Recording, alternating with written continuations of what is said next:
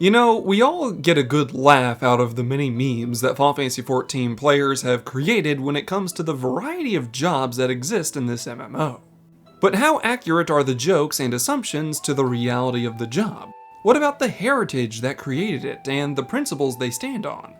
Well, today we're going to talk about what the lore behind your favorite tank job in Final Fantasy XIV ultimately says about your Warrior of Light, whether you knew it or not. Starting off, we have the ever-dutiful Paladins. Paladins are seen as the golden boys in most games and MMOs. The goody two-shoes that will sacrifice everything in the name of the greater good. Whether that greater good is to serve something as grand as a god or as humble as a vow, they don't stray from the path of duty. While this isn't entirely untrue when it comes to the lore of Paladins here, it's much more grounded than you'd think.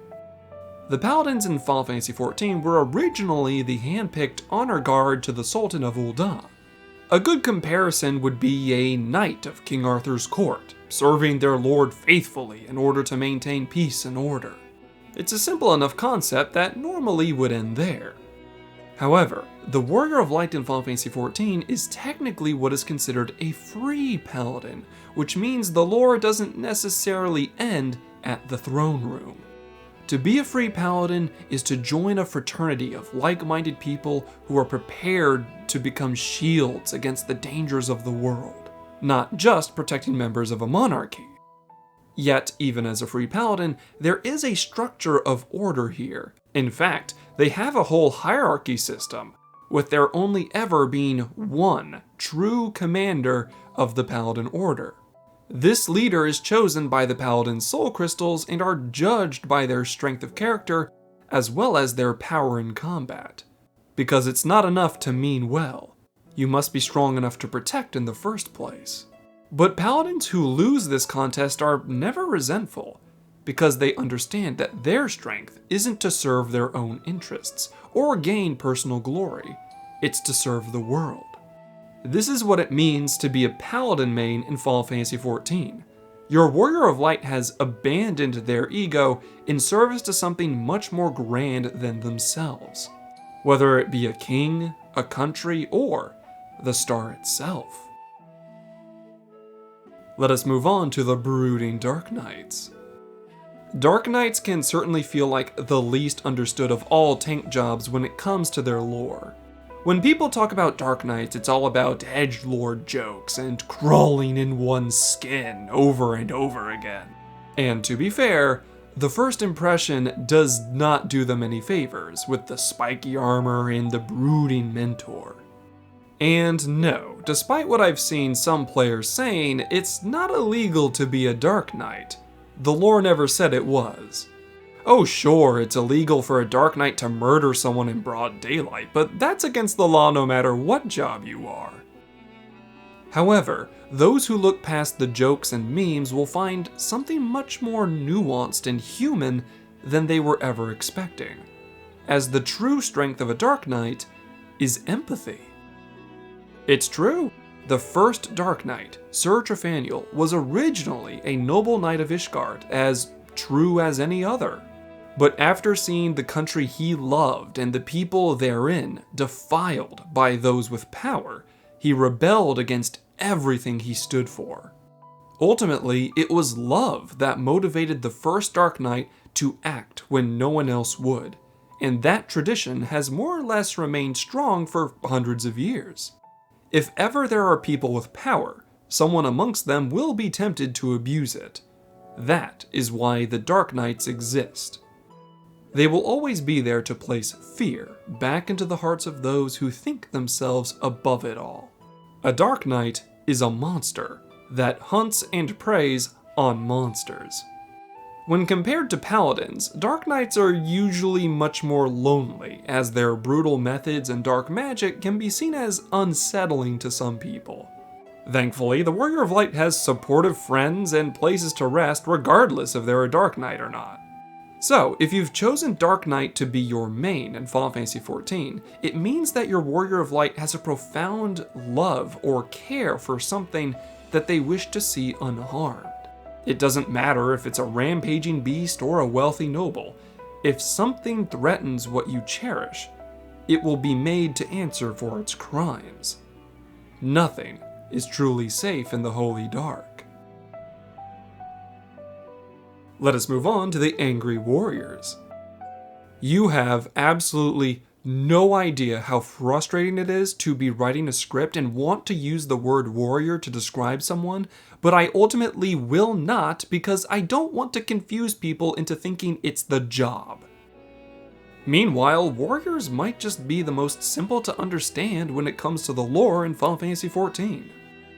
But there's a sort of beauty to its purity, a type of nobility to its honesty. Canonically, the warriors of Eorzea originate from a clan that exists by the northernmost edge of Ablathia's spine, and technically they should still be there. Why have we never visited them? I don't know. You should go ask the writers. If we can fly across the universe, why can't we visit someone literally next door to the dragons? However, this clan teaches that all living things have a primal savagery in them, a ferocity that no amount of intelligent design or evolution can entirely shake off.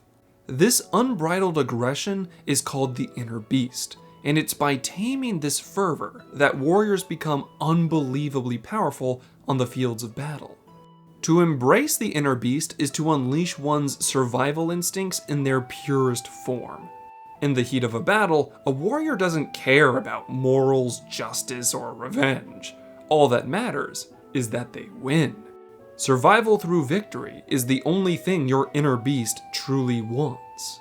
But to many of us, it's not enough to simply survive, as survival alone is ultimately a selfish thing.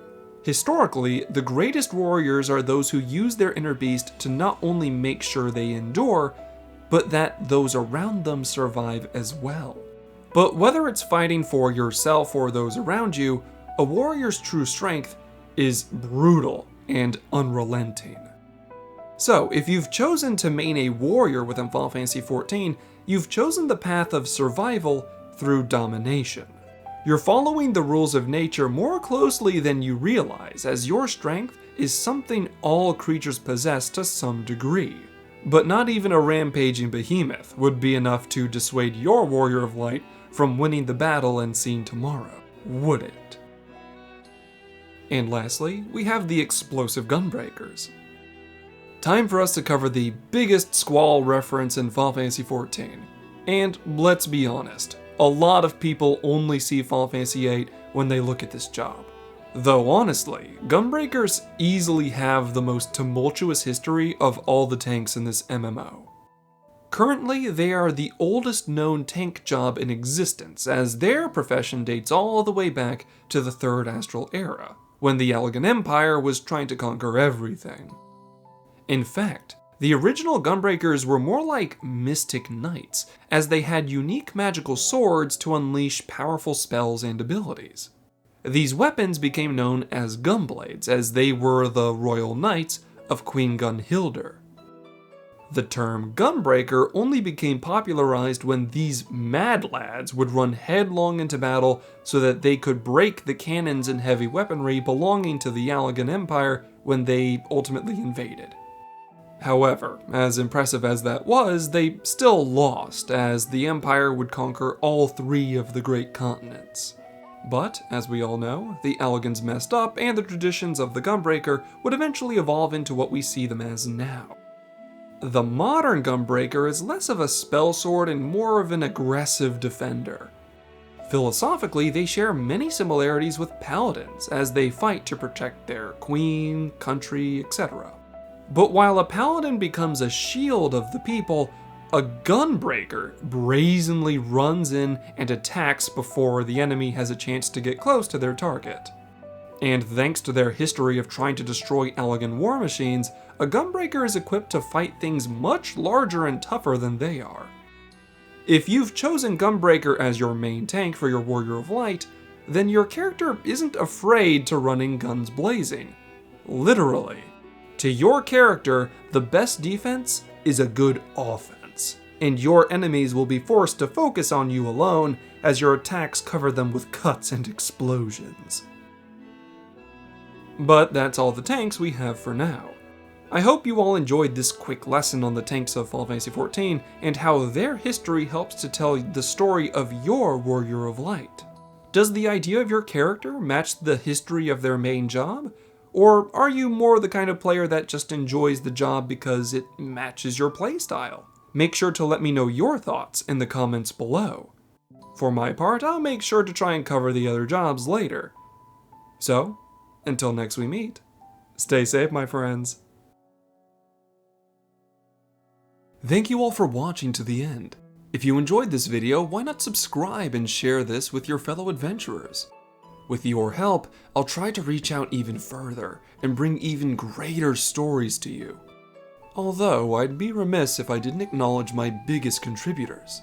A grand thank you to Sage Mouse, Sinalf Bagel, Cezanne, and Tyradox, with an additional nod to the scholarships on screen. Links to things like my Twitter and that of my channel artist Caddy can be found in the description. Thank you all for your viewership as well as your support, and I hope all of you have a wonderful day. Class dismissed.